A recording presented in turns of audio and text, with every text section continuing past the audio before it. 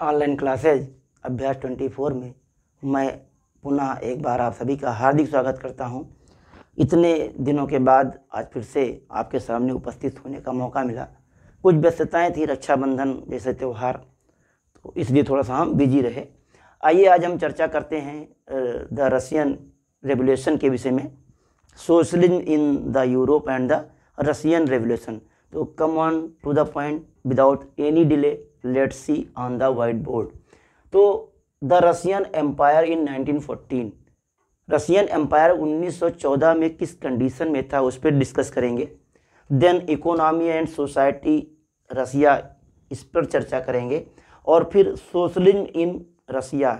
There are 3 main topics we are going to discuss and draw your attention.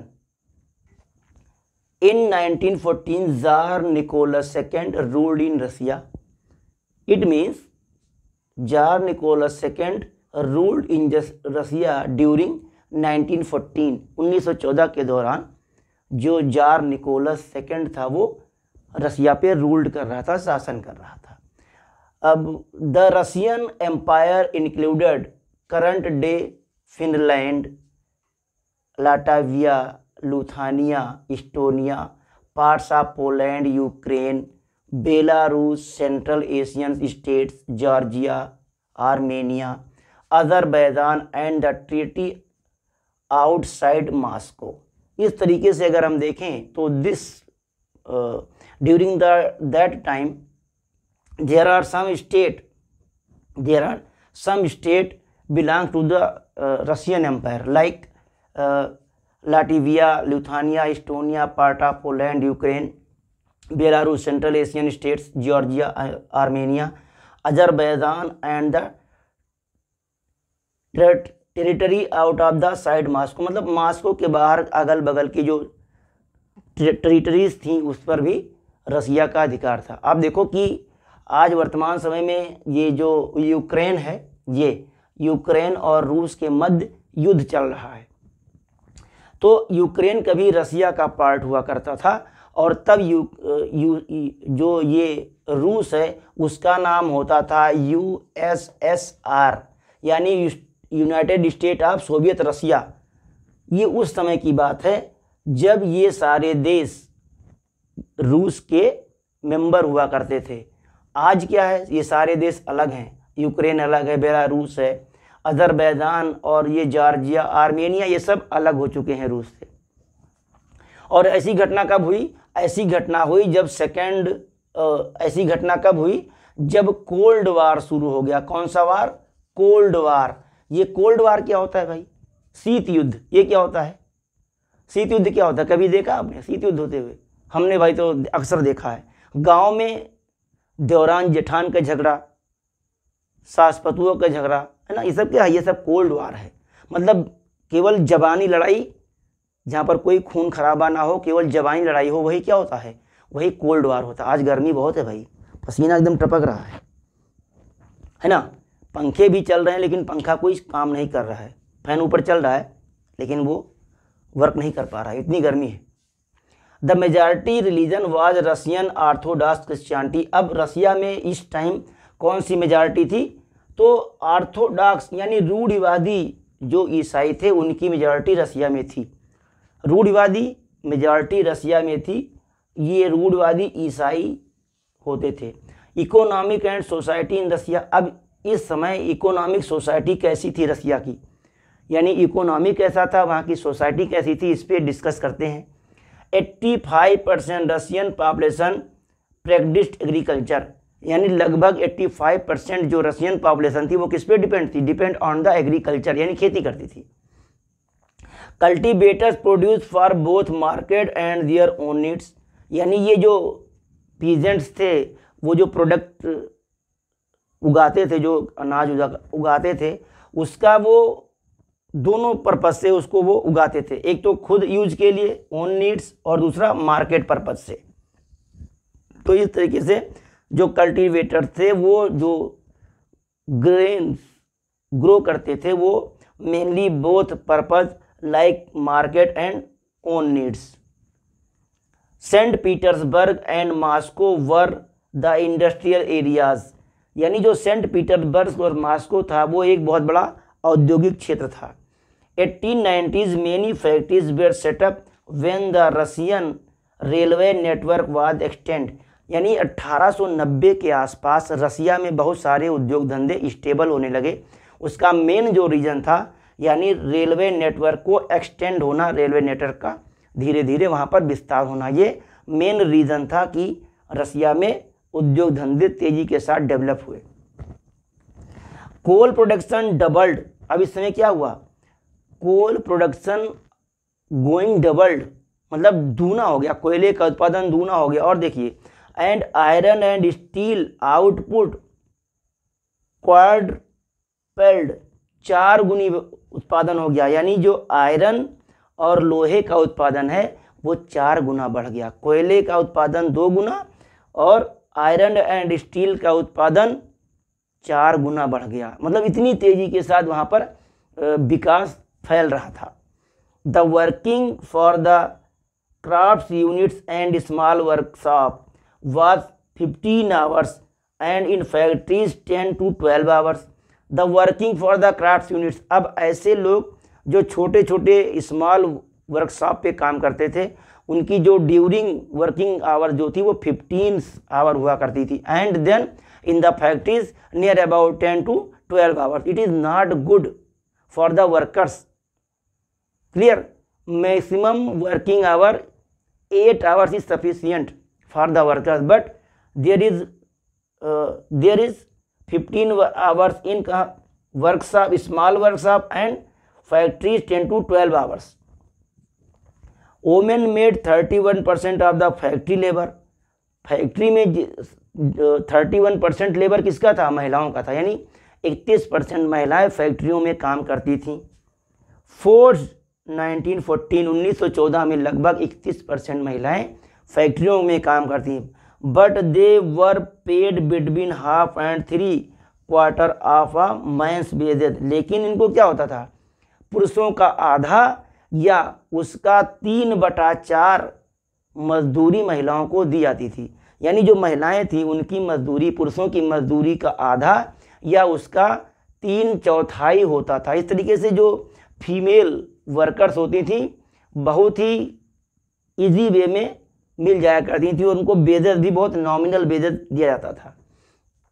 अगली क्या condition थी, workers association were form for helping members in times of financial hardship और employment.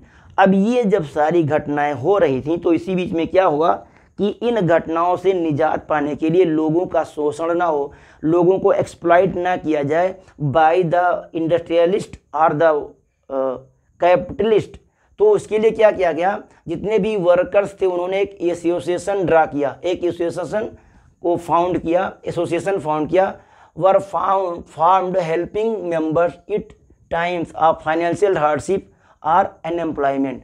और इस जो associations for workers develop हुआ उसका जो मेन मोटो था फाइनेंशियल हार्डशिप, यानी अगर व्यक्ति जो वर्कर है उसके पास आर्थिक समस्या आ गई है, आर्थिक कठिनाई आ गई है, पैसे नहीं है उसके पास और यदि वो बेरोजगार हो गया है तो जो ये एसोसिएशंस हैं वो क्या करेंगे, इनकी हेल्प करेंगे। कब तक, जब तक इनको कहीं नई जॉब नहीं मिल जाती है तब तक। In 1896-97 workers strike in the textile industries. Workers condition were very poor during 1906 and 97, then the workers strike in the textile industries. जो मजदूर थे उन लोगों ने क्या किया, उनकी कंडीशन बहुत ख़राब थी। कब, 1896 और 97 के समय में। तो उन लोगों ने क्या किया, उन लोगों ने हड़ताल कर दिया। जितने भी मजदूर थे, वर्कर्स थे, उन्होंने क्या किया, कपड़े की मिलों में हड़ताल कर दिया। यानी टेक्सटाइल जो इंडस्ट्रीज थी उस पर क्या कर दिया, वहाँ पर स्ट्राइक कर दिया, हड़ताल कर दिया। मतलब the crown and the Orthodox, दूसरी कंडीशन क्या आ गई, द क्राउन का मतलब राजा, एंड द ऑर्थोडॉक्स चर्च, यानी वही ये यहाँ पर रूढ़िवादी चर्च, ओन्ड लार्ज प्रॉपर्टीज, यानी जो राजा था, जो क्राउन था, सरकार जो थी या वहाँ का राजा जो था वही मान लें, और जो रूढ़िवादी चर्च था उसके पास बड़ी मात्रा में प्रॉपर्टी थी। यानी ओन लार्ज प्रॉपर्टीज, ज़्यादा मात्रा में बड़ी बड़ी प्रॉपर्टी के मालिक थे। कौन? ऑर्थोडॉक्स चर्च और crown. 1902 and 5 in Russia, peasants wanted the land of the nobles to be given to them. They refused to pay the rent and also murdered the landlords.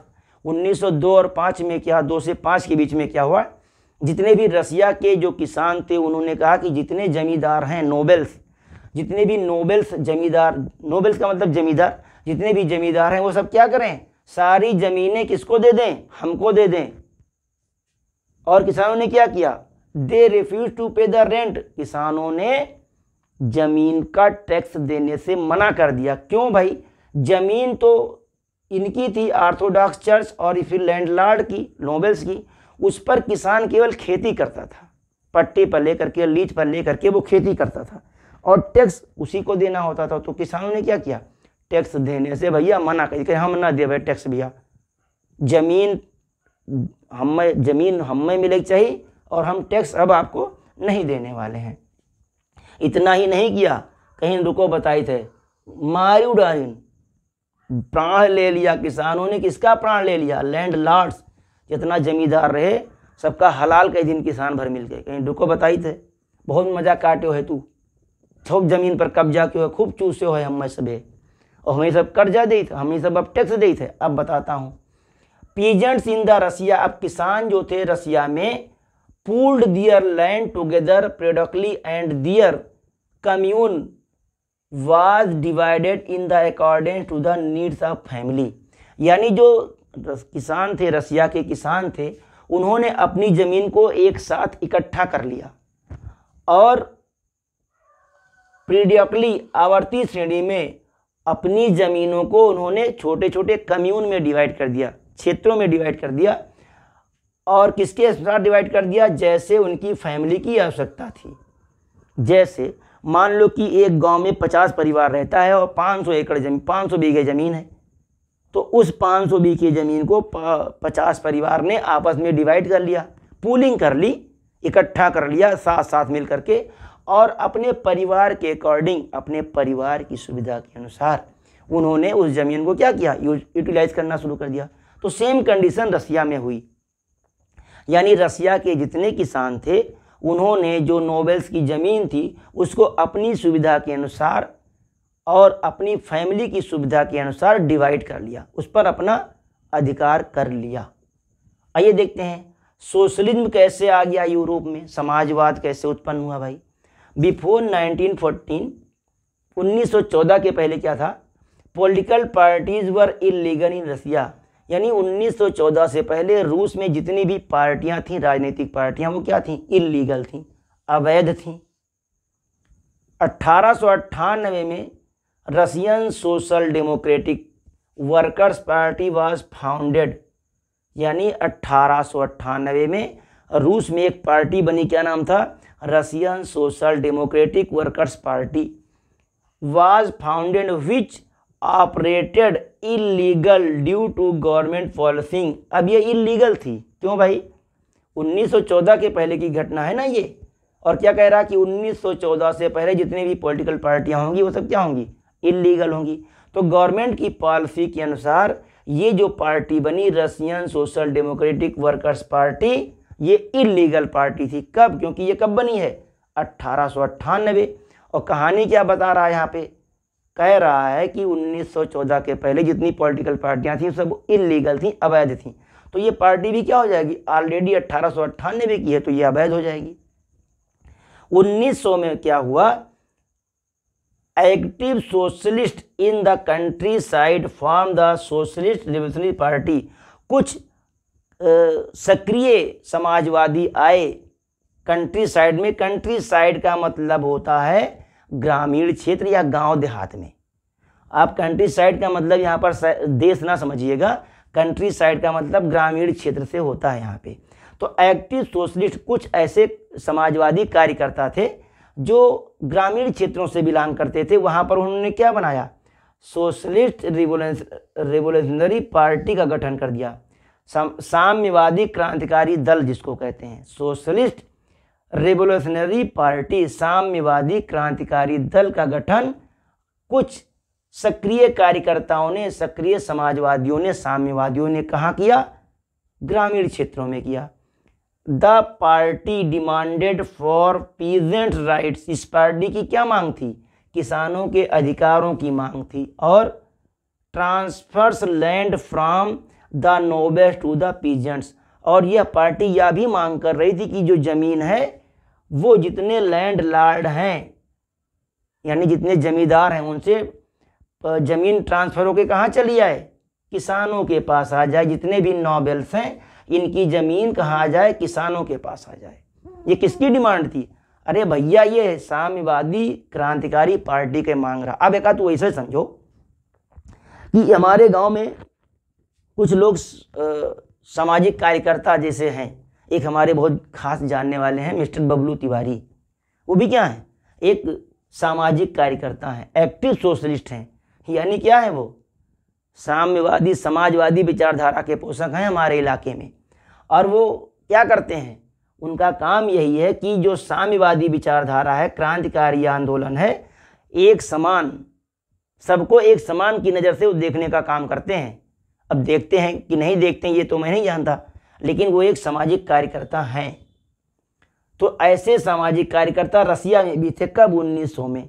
अब जब रसिया में थे तो यहाँ के सामाजिक कार्यकर्ताओं ने क्या कहा कि जितने भी लैंड लॉर्ड्स हैं यानी नोबल्स हैं वो अपनी ज़मीन किसको दे दें? किसानों को दे दें। और ये पार्टी क्या करती थी? किसानों के हित की बात करती थी, उनके अधिकारों के लिए लड़ाई लड़ती थी। आगे देखते हैं। एक नया नाम निकल करके आया, व्लादिमीर लेनिन। अभी वर्तमान में रूस के जो राष्ट्रपति हैं वो कौन है भाई? उसको आप कमेंट बॉक्स में लिखेंगे। वर्तमान समय में रूस के राष्ट्रपति कौन है और यूक्रेन का मुखिया कौन है? दोनों में 36 का आंकड़ा है। समय युद्ध चल रहा है ज़बरदस्त। मार देके बम पर बम, मिसाइल पर मिसाइल देके रूस दागे डाला था। कहाँ पर? यूक्रेन में। देखो, जबकि यूक्रेन कब्बो के हिस्सा रहा, रूस का हिस्सा रहा। कब? शीत युद्ध के पहले। किसी दिन मैं शीत युद्ध पर स्पेशली आपको मैं ब्रीफ करूंगा कि what is the cold war. तो कोल्ड वार क्या है अभी मैं बता रहा हूं, पहले इसको देख लेते हैं। तो Vladimir Lenin led the Bolshevik groups, एक नया दल कौन बना दिया? व्लादिमीर लेनिन ने एक नए दल का निर्माण किया, उसका नाम था बोल्शेविक दल। अब इस बोल्शेविक, ये जो बोल्शेविक दल था किसमें बिलीव करता था? And believe that in a repressive society, है ना।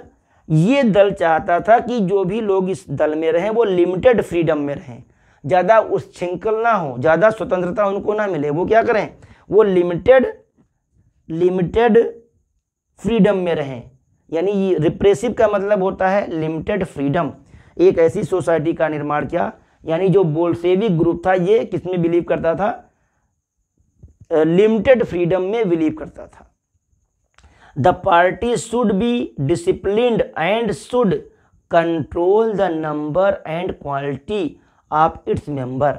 ये पार्टी क्या करती थी? शुड बी डिसिप्लिन, बहुत ही अनुशासित पार्टी थी। And should control the number and quality, अपने सदस्यों का मतलब सदस्यों की संख्या और सदस्यों की क्वालिटी पर ये पार्टी विशेष ध्यान देती थी। कौन? व्लादिमीर लेनिन की। ऐसे वर्तमान में जैसे इंडिया में जैसे क्या है, ये बड़का गुंडा है तो ये पार्टी के सबसे बड़ा नेता, ये इनके ऊपर 10 केस ला गए हत्या के, ये सबसे बड़ा नेता है ना। किसी के ऊपर बलात्कार का केस चल रहा है, किसी के ऊपर घोटाले का केस चल रहा है। ये सब क्या है? बड़ी बड़ी पार्टियों के लीडर हैं। लेकिन बोल्शेविक ने कहा नहीं भैया ना। व्लादिमीर लेनिन ने कहा कि हम ऐसे लोगों को अपनी पार्टी में नहीं लेंगे। कौन? जिनके ऊपर भ्रष्टाचार है, करप्शन है ना, जिनके ऊपर कुछ ऐसे सारे केसेस लगे हुए हैं, हम उनको अपनी पार्टी में नहीं लेंगे। रे हिंदुस्तान थोड़े हो यार, हिंदुस्तान भेड़िया धसान, ये रूस हो, है ना। तो रूस में कंडीशन अलग, हिंदुस्तान में कंडीशन अलग। अब देखो कि हिंदुस्तान कितने साल गुलाम रहा।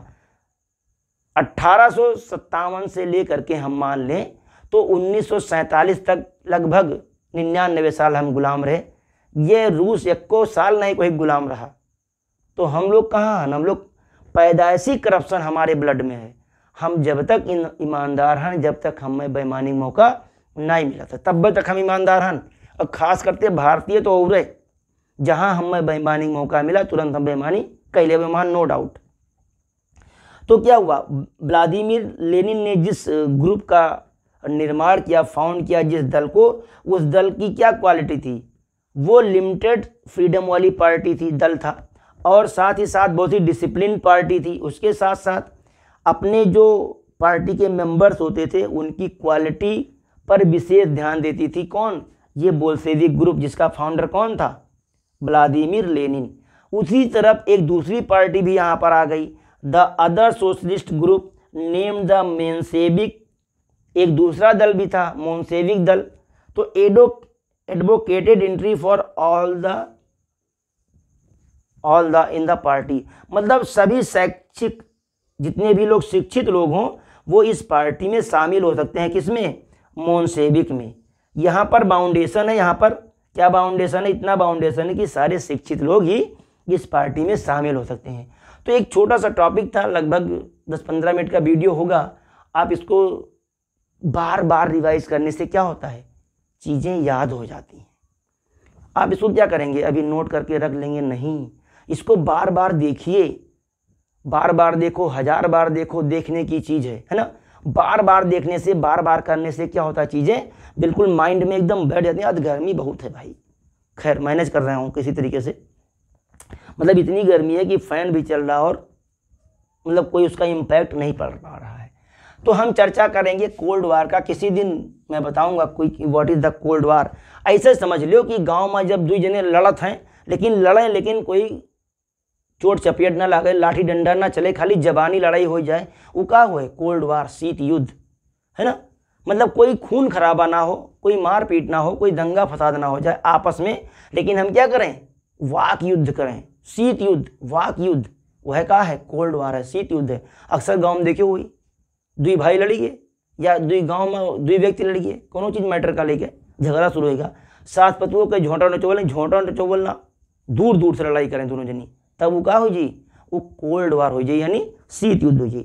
तो इस तरीके से एक छोटा सा टॉपिक रहा है ना, socialism in the Europe and the Russian revolution.